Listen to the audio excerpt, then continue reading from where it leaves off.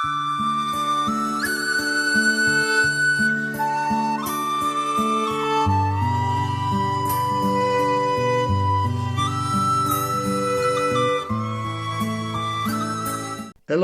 you're very welcome back to Faith Matters. I'm David Hennessy. For the last 2 years, I've had the joy every week of interviewing people who have gone through difficult situations, have touched rock bottom, and at the last moment have turned to Jesus for help, and their life has changed. They have found the happiness and fulfillment they have been looking for in the wrong places. For many years, that was my own story. I had lost the faith to the point of thinking that when we die, we will be buried in the ground just like a dog, and that's that.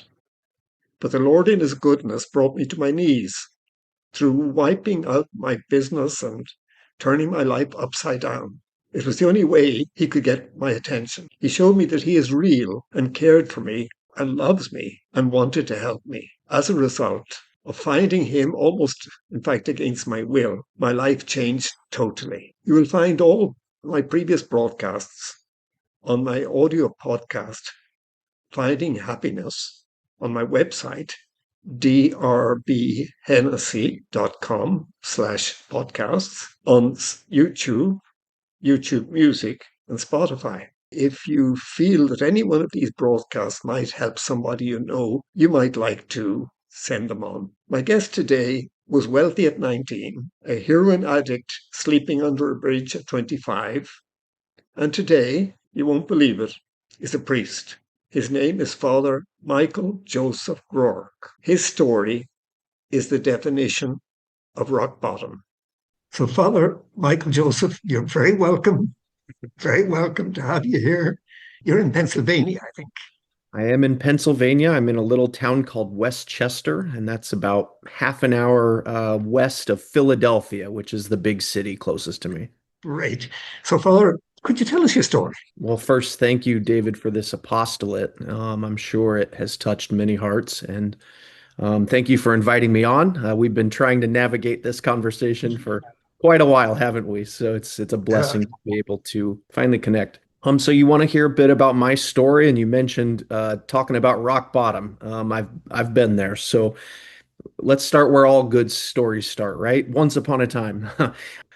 So I was raised in a town called Sacramento, California. So it's the capital city of California. Wonderful family, parents, couple brothers. Uh, we were raised in a pretty rough neighborhood and we were pretty low income growing up. But as children, we were protected from a lot of that external violence and poverty because my parents did a really good job of raising us to be Christians and provided a stable household for us. So we had a really great childhood. Now, when I said raised Christian, that's because this is an important part of my story. I was raised in the Lutheran Church. So I was raised Protestant for most of my life. And so uh, had a fairly normal childhood, very involved in our faith life. You know, we'd pray at home and go to Sunday school and do all that kind of stuff. So I had a good foundation of faith and morals growing up, which is all the more confounding when you hear the rest of my story. So then, you know, as kids grow up and we get a little bit older and a little more rambunctious, my family started migrating up north. So we landed in the Pacific Northwest, the Portland, Oregon, Vancouver, Washington kind of area of the United States. And that's when I began my high school career. So a funny thing happened when I was about to walk into the front doors of my high school in ninth grade. I was sure I knew who I was. I thought I was a good kid, a good Christian boy. I loved going to my youth groups and doing all that kind of stuff. And so I was sure that I was going to walk into this big public high school and just convert everybody to Jesus. And I realized really quickly that that is not the fast track to popularity as a young man. So it was very easy in those very young years to just compartmentalize my faith life from the social world that I was trying to navigate as I was developing as a young man. And I realized I had more fun just trying to fit in And I think this is pretty normal for most adolescents. And so Yeah. slowly my faith life just started becoming less and less important. And I started hanging out with the wrong type of kid and social group. And then something even funnier happened, David. When I was about 15 years old, I had an epiphany that I no longer needed God. I no longer needed church because I kind of knew it all. And I was having more fun going to parties and girls were a thing all of a sudden. And so I didn't have much room in my heart for my pastor or church or youth group. So I just stopped practicing altogether. My parents kept attending their Lutheran church, and they were on their own kind of faith pilgrimage. We'll get to that in a second. So I continue throughout my high school years, and like most young people, I'm exposed to a whole different world of temptations and behaviors that I had never been exposed to before. So for me, it started very simply with being offered marijuana. And the first time I tried marijuana, it kind of unlocked something in my brain. So uh, I believe there are some young people that can go through this developmental period and kind of experiment with drugs and alcohol and then emerge from it and kind of walk away from it. But there is a certain part of the population, myself at the top of that list, where it kind of opens a portal in our brains, the addictive mind, if you will. And so the first time I tried drugs and alcohol, I just couldn't get enough of it. I wanted to keep doing more and more and more. So my drug use escalated pretty quickly. And this continued all throughout my high school years. So I'm not going to church. I'm partying all the time. I'm ramping up my drug and alcohol use. I'm messing around with all kinds of girls, and I'm just living a crazy life, even in high school. But I was really good at wearing masks. So it's a special talent of mine. So I was able to, be a good boy at home and be at family dinners and socialize with my parents. And I even had a job. And so I'm succeeding in all these different areas of my life. But privately, as I'm growing up, I'm just a mess behind the scenes. And I was able to kind of keep all these plates spinning for a long, long time. So, my senior year of high school, just before graduation, my parents called my brothers and I into the living room one day, and they said, "Boys, we need to have a family meeting. There's something very important that we need to tell you." And they were very somber about this. And so, in hindsight, I remember looking back thinking, "Oh my gosh, they're about to tell us they're getting a divorce or something." So, they sat us all down on the couch and they said, "Boys, we know that you all aren't going to church anymore and you have no room for that in your lives. But your mother and I, we've gone deeper into our faith and we've been doing a lot of reading and a lot of studying and a lot of praying. And so your mother and I are converting to the Roman Catholic Church." And like my jaw hit the floor. So here I am, a 17, 18-year-old boy with a head full of drugs, me, myself, and I mentality. Plus, I had stopped practicing my faith long ago. So I remember the first thought that came into my head was, my parents are going to hell. I thought they had joined a cult, and frankly, it just gave me all the more reason to just launch headfirst into the world and to be very worldly. And I figured my parents were just lost, but we'll come back to that because that fateful decision will eventually save my life. And so after high school, I launched out into the world. I had a big corporate career. I was a professional photographer and I worked in the photography sales industry. And I was a natural at it. It was a gift that I was given as a young boy from my dad, who was a photographer his whole life. So I launched into this career path. Right after high school, the company moved me down to Southern California, Los Angeles, where I was a manager of a few different retail stores that sold high-end video camera equipment. As So, a teenager. yeah, I was about 19, 20 years old. So I had this huge career, huge bank account, and zero morals, no moral compass. So you can imagine this kind of roller coaster that I'm on. And not only that, but my drug use and alcohol use had continued to just escalate, escalate, escalate. But again, I was good at wearing masks. So I could show up to work every day. I could lead a team of employees, hit sales numbers. succeed in every area of my life. But behind the scenes, now I'm not just doing marijuana and alcohol, but I'm using hallucinogenics, stimulants, cocaine, methamphetamine, pretty much everything. So I would go to work from 9 to 5, and then I'd be out on the streets, living like a criminal and a party boy all night long. And somehow I was young, so I was able to kind of maintain this kind of schizophrenic reality that I was living in.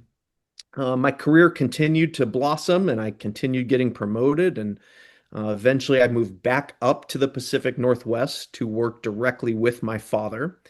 So he was kind of this regional manager, and I was underneath him, working at this huge camera store. And my drug use just continued to escalate and escalate. So now, just to give you kind of the context of what time frame we're in. So we're in the early 2000s. So we're like 2002, 2003. And I say that because this part of the story is important and it might make sense to some of the listeners.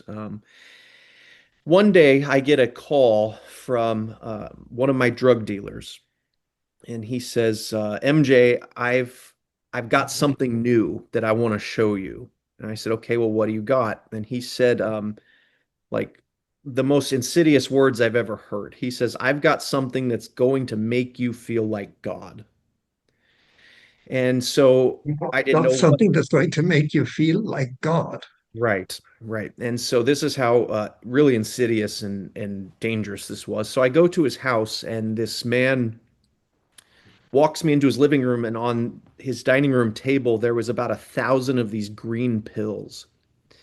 And I had never seen these before, and they were just seemingly everywhere overnight. So we started doing these pills, and come to find out they're a drug called OxyContin. Now, I give you that time frame, the early 2000s, because currently these big pharmaceutical companies are being like sued big time by the federal government here because at that time they had flooded the streets with these synthetic opioids. So all of these big pharmaceutical companies are currently under litigation because they got a whole generation of people, myself included, wildly addicted. So we had no idea what opioids were, but they were just everywhere overnight. So me and all of my friend group started using this drug nonstop.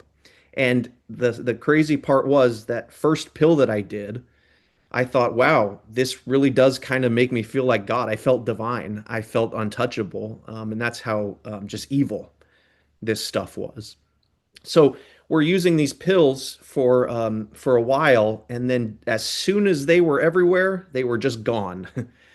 So these pills that were just flooding our streets just overnight seemed to disappear. And then me and my friend group became violently aware of what opioid withdrawals were like. So we all became violently sick.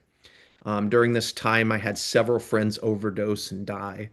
And it was just a wild, wild existence. And all this time, I'm trying to continue to show up to work every day with my father, who has put his reputation out there to give me this career path. And I've been able to maintain and hide my drug use up until now, but now we're sick and we're desperate for more drugs. So about a week later, the same guy calls me and he says, "Don't worry, I have something else that's going to help." And that's when I was introduced to black tar heroin. So this is street level heroin. So within a couple days, I was just violently addicted to heroin, and so were all of my friends. And we were mixing all kinds of other drugs and chemicals with this, so more of my friends were overdosing and dying. And so, as you can imagine, I'm so sick on these drugs at this point. I'm failing at my job.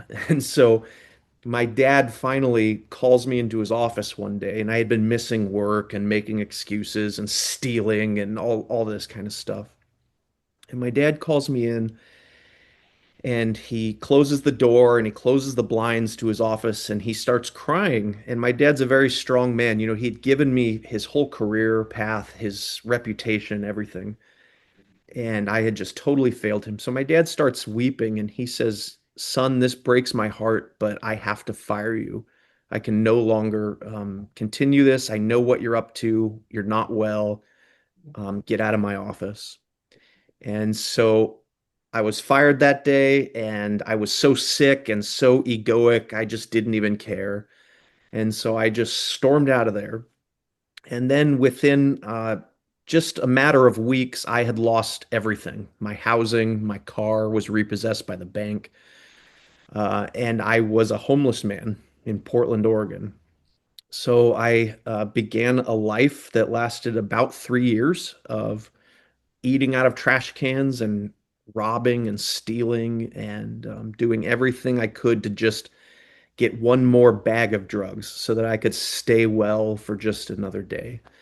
And it's kind of amazing. And if any of your listeners are familiar at all with the United States, Portland, Oregon is a terrible place to be homeless. It rains like constantly. So I was just sick and wet and damp and just lived this crazy, crazy existence for about 3 years. So now let me pause there and kind of take you on an alternate story. So, alternate timeline. So, remember, my parents converted to this Catholic faith, and I thought they had lost their minds, and I wanted nothing to do with them. Well, in the midst of this 3 year period, while I was sick and addicted on the streets, unbeknownst to me, my parents were driving around the streets all night, screaming my name down alleys, calling jails, calling homeless shelters, just looking for their son. And of course, they couldn't find me. Well, during this time, they were also continuing to go deeper and deeper into their faith experience. So, after about 2 years, they couldn't find me. They didn't know if I was dead or alive. They made a fateful decision with their entire lives. So, they decided they were tired of working in corporate America, even though they were pretty wealthy and doing great. And my parents picked up everything and they moved halfway across the United States to a town called Milwaukee, Wisconsin, right in the middle of the country, so that my dad could run a very small Catholic bookstore called the Marian Center, so dedicated to Our Lady. So he gave up Well, this. income wise, that was Oh yeah, we're talking well over 6 figures from what he was doing down to like $30,000 a year. And they made this decision through deep prayer. They said, "We don't care about money. We just want to talk about our faith all day long." So they saw it more as a ministry and they were really trusting God. And they said, "Well, if this is really of God, he'll make a path for us." So my parents put their house on the market and it sold in one day for like $30,000 more than they were asking for it. So they said, "Well, that's a pretty good sign." So they packed up the moving truck and the day before they were about to move across the country, my mom tells this part of her story because they were so heartbroken. They hadn't seen me in years and they just thought I was dead and buried somewhere. So they're sitting in the moving truck. Their house is empty. And my mom says to my dad, "Hold on, I'm going to go back in the house just one more time." So she walks into this empty home that we had shared as a family. And she gets on her knees in the middle of an empty living room and she closes her eyes in prayer. And she says that she imagined Jesus on the crucifix and Mother Mary standing at the foot of the cross, weeping, looking up at her child. And then she had a vision of herself holding me as a baby in my baptismal garment. And she handed me to Mary. And she said, "Blessed Mother, if anyone in this entire world knows the depths of my pain of losing a child, it's you. And so I entrust my son to you. Please either put him in prison or take him to heaven. Either way, we'll know he's safe and he's not out on the streets." I mean, this is a prayer like no mother should ever have to make. And so she made that prayer. She cried a bit. They got in the truck, moved across the country. Now, here I am, still in Portland, Oregon, living like a homeless, addicted man. And one day, call it a signal grace. I mean, it had been 3 years of living this chaotic life. And I just remember thinking, if I do one more bag of heroin, I'm going to die. Like I felt it in my guts. It was just a moment of clarity. And so I walked to a gas station and I hustled up some change from a stranger and I put the coins into a payphone. We used to have those back then. And I Yeah. called my dad's cell phone number, which was still from Portland, Oregon. I thought my parents were still just 10 minutes down the road and like they would just come save me from this mess. So I called my dad's cell phone number and he picks up. And he says, "Hello, this is Michael." And I said, "Dad, this is your son." And then we just kind of sat in silence for a minute. My dad started weeping and wailing. And he says, "Where are you?" I said, "I'm at this gas station. I need help. I'm so sorry. Can you come get me?" And he says, "I can't. We're a couple thousand miles away. We moved." He says, "Don't move 1 inch. We're going to send help." So he hangs up. 10 minutes later, my brothers came flying in the parking lot, threw me in the car, took me to the airport, and put me on a plane. Now, what I was unaware of is that my parents, now 2,000 miles away in Milwaukee, Wisconsin, had made a decision, again through prayer and protecting their own sanity, that they were only going to keep that phone number active for 3 more days. So after 3 years of not talking to them, they had decided that they could no longer be sick thinking about me. And so they were only going to keep that phone number active for 3 more days and then cut all connection. And I finally made the decision to call. Also, it was 3 p.m. So my parents were on their knees praying the Divine Mercy Chaplet for my deliverance at that very moment. Well, that's all we have time for today. Thank you very much for tuning in. I look forward to having you back next week to hear the second part of my interview with Father Michael Joseph. Don't forget you can listen back to this program and all previous programs on my podcast, Finding Happiness, on drbhennessy.com/podcasts, on Spotify, on YouTube, and YouTube Music. Good night now, and God bless.